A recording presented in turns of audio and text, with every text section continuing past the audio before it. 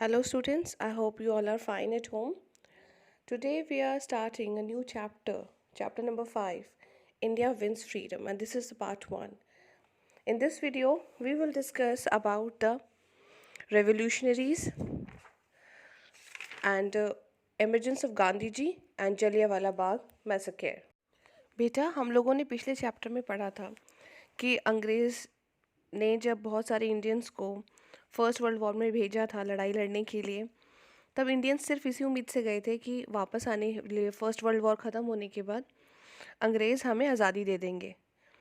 लेकिन ऐसा हुआ नहीं, बल्कि अंग्रेज़ों ने क्या किया उल्टा, उन्होंने रॉलेट एक्ट, स्ट्रिक्ट एक्ट, जो लॉज थे वो उन्होंने लागू कर दिए थे। तो अब उसके बाद क्या हुआ, तो जो इंडियंस थे वो बहुत ज़्यादा डिसअपॉइंट हो गए थे।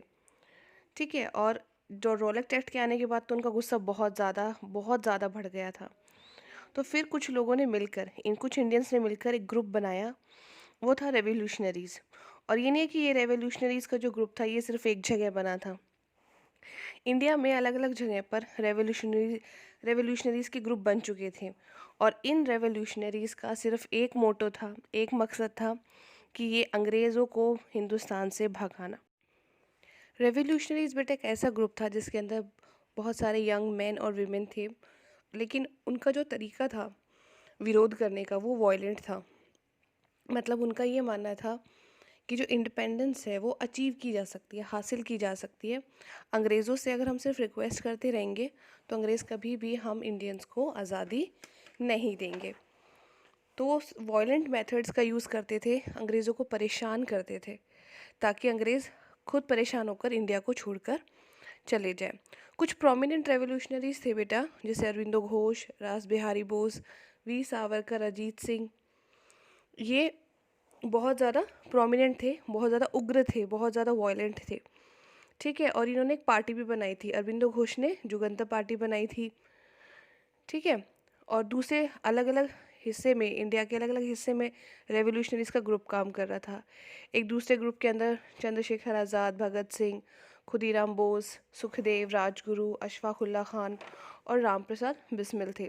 और जो बेटा खुदीराम बोस थे वो सबसे यंगेस्ट रेवोल्यूशनरीज थे।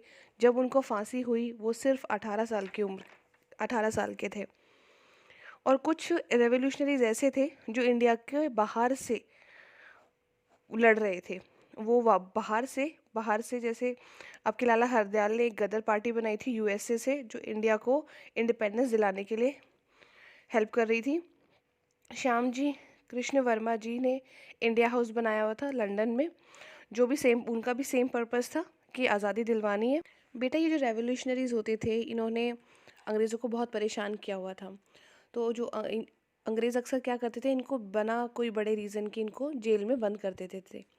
तो एक बार ऐसा ही हुआ, चंद्रशेखर आज़ाद को पकड़ लिया पुलिस ने और उनको जज के सामने पेश किया। जज ने उनसे पूछा कि नाम क्या है, तो ही सेड आज़ाद, बहुत ज़ोर से बोले। उसके बाद फादर नेम पूछा, तब उन्होंने कहा स्वतंत्र। फिर जज साहब ने पूछा कि तुम कहाँ रहते हो, तो ही सेड इन जेल। तो मजिस्ट्रेट को ऐसे तड़क तड़क जवाब दिए चंद्रशेखर आज़ाद ने। पर उनका जो बिहेवियर था काफ़ी वॉयलेंट था, गुस्से वाला था। तो मजिस्ट्रेट को काफ़ी गुस्सा आया, उन्होंने उसको पनिशमेंट दी। क्या पनिशमेंट दी कि उनके ऊपर बहुत सारे कोड़े बरसाने की पनिशमेंट उनको मिली। और जैसे ही उनके ऊपर, उनकी कमर के ऊपर कोड़े को लगाया जाता, वो बहुत ज़ोर से चिल्लाते भारत माता की जय। Now we will discuss about the emergence of Gandhi ji. बेटा महात्मा गांधी जी साउथ अफ्रीका में थे और वो इंडिया लौटे थे 1915 में। और उन्होंने सेम डिस्क्रिमिनेशन, राशियल डिस्क्रिमिनेशन इंडिया में देखा, जो वो पहले से ही साउथ अफ्रीका में एक्सपीरियंस कर चुके थे। राशियल डिस्क्रिमिनेशन होता है बेटा जब आपको आपके रंग के आधार पर, आपकी क्रीड के आधार पर आपके साथ भेदभाव किया जाता है। तो एक बार उनको भी ह्यूमिलेट किया गया था साउथ अफ्रीका में। वो एक बार ट्रेन में ट्रैवल कर रहे थे, उनके पास वैलिड टिकट था, बट फिर भी उनको फर्स्ट क्लास कंपार्टमेंट से उतार दिया गया, ये कहकर कि इंडियंस सिर्फ थर्ड क्लास में ट्रैवल कर सकते हैं, फर्स्ट क्लास कंपार्टमेंट में नहीं। तो उनके लिए ये डिस्क्रिमिनेशन बहुत ही दुखदाई था।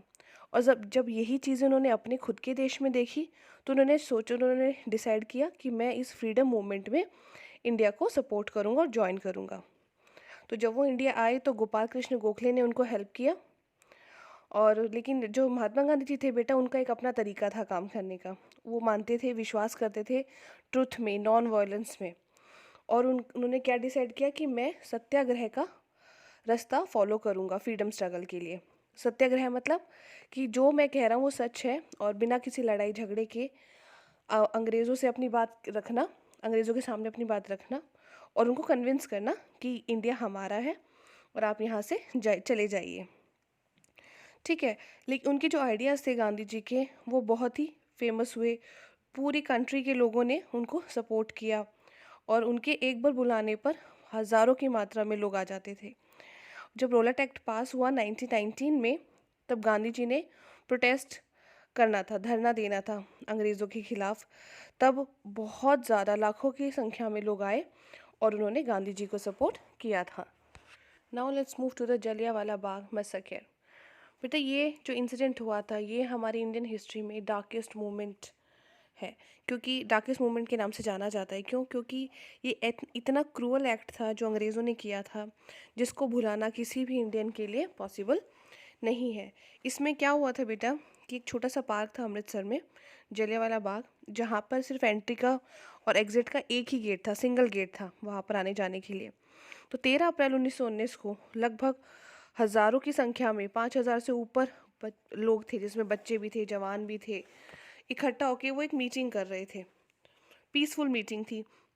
लेकिन जैसे ही जनरल डायर को ये पता चला कि इतने सारे इंडियंस एक साथ मिलकर मीटिंग कर रहे हैं, तो उसको बहुत बुरा लगा। उसने अपने जो ट्रूप्स था, अपने जो पुलिस मेंस थे, उनको भेजा उसने वहाँ जलियांवाला बाग में, और पार्क की एंट्रेंस चारों ओर से कवर कर लिया, एंट्रेंस को भी अच्छे से कवर कर लिया। और उसने अपने ट्रूप को क्या ऑर्डर दे दिया कि बिना लोगों को कोई वार्निंग दिए अंधाधुंध फायरिंग के लिए उसने ऑर्डर दे दिया। अब इसका रिजल्ट क्या हुआ? हज़ारों लोग on the spot same day मर गए, और जो थे वो बाकी सब घायल थे। मतलब बहुत बुरी सिचुएशन थी उस टाइम कि इतने सारे लोगों को, जिसमें भी औरतें भी थी, बच्चे भी थे, इतनी संख्या में एक साथ लोगों का मारा जाना, घायल हो जाना, ये बहुत ही क्रूअल एक्ट था। और जिसको सभी इंडियंस ने ब्रिटिश को काफ़ी ज़्यादा आलोचना की थी और उनको काफ़ी क्रिटिसाइज़ किया था कि ये बहुत ही क्रूअल एक्ट है जो कि अंग्रेज़ों ने किया था। Beta, this is it for this video. In the upcoming video, we will discuss about the movements launched by the Gandhi ji. So till then, take care.